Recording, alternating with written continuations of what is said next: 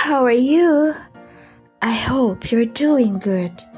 Come and join me as I prepare chocolate sugar apple crepe. Here I am again, your hugoterang kusinera, Happy Tummy, Filipina.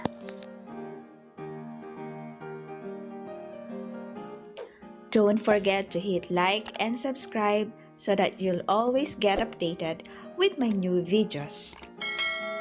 Follow me at my FB page, which I will link at below description box.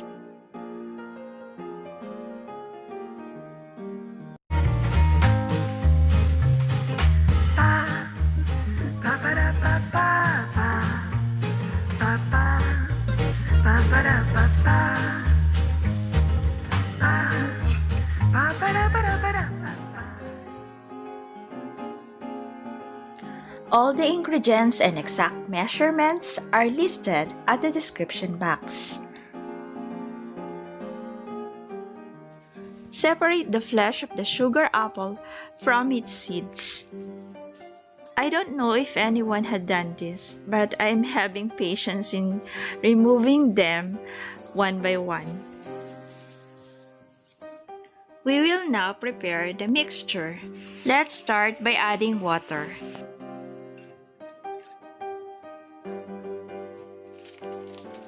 I am using the waffle or pancake mixture, which is already mixed, but you can use flour if you want.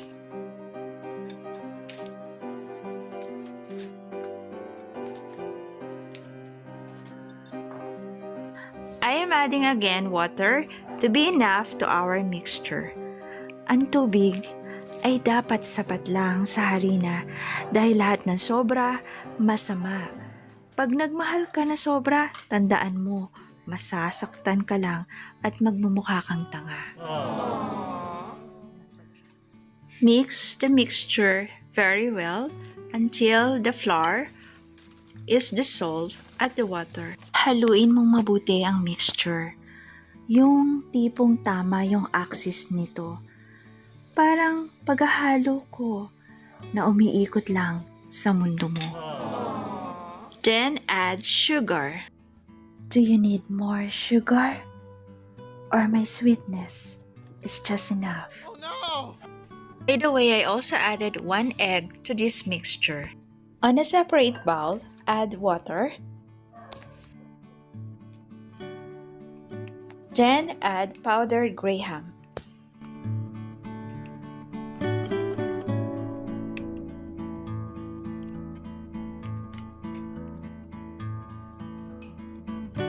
Add pulverized chocolate or cocoa.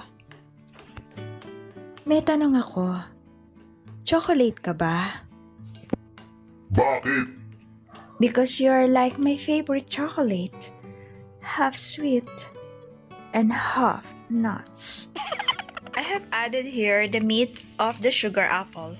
In Tagalog, Atis, laman ng Atis. During crepe, you may add whatever fruits you wanted to add like banana, strawberry, mango.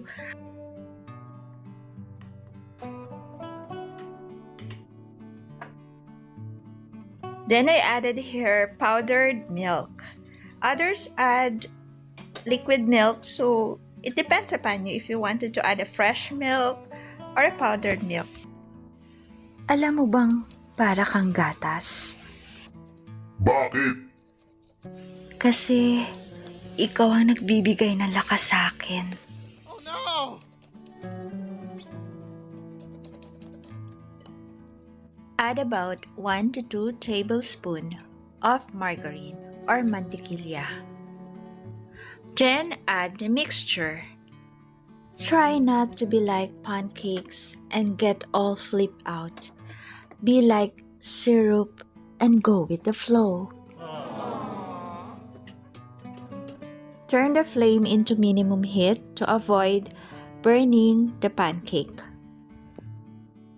Then add the mixture of custard apple and chocolate. Crepe refers to thin pancake served with variety of fillings, and at this time, I'm using custard apple.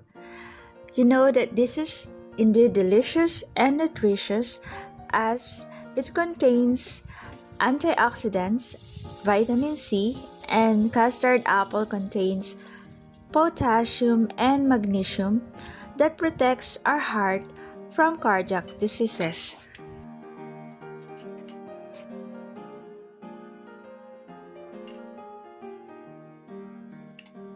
Then let's add cheese. Keso ka ba? Bakit? Kasi keso rap mong kasama.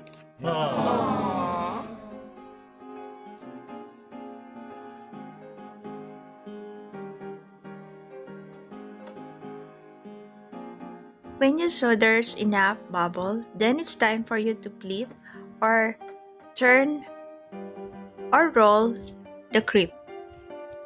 Baliktarin ang pancake hanggang sa mag-golden brown. Ganyan ka naman eh.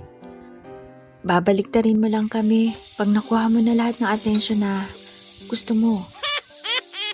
Repeat the same process with the rest of the mixture. Paulit-ulit lang. Gaya ng paulit-ulit na pagbibigay mo na sakit sa puso ko. You can actually choose to cook first the crepe and then later on put all the fillings. But here I decided to put the fillings while cooking the pancake or the crepe. I'm adding cheese so that it's more tasty. And now it's done. We're just going to put the additional toppings on this crepe or pancake. Now, in this case, I'm adding chocolate syrup. Ang love, parang chocolate. Sweet nga. May expiration naman. Duh. Here I am adding cashew nuts, and you can also add almond nuts on top of it. And then also I have a chocolate chip cookies.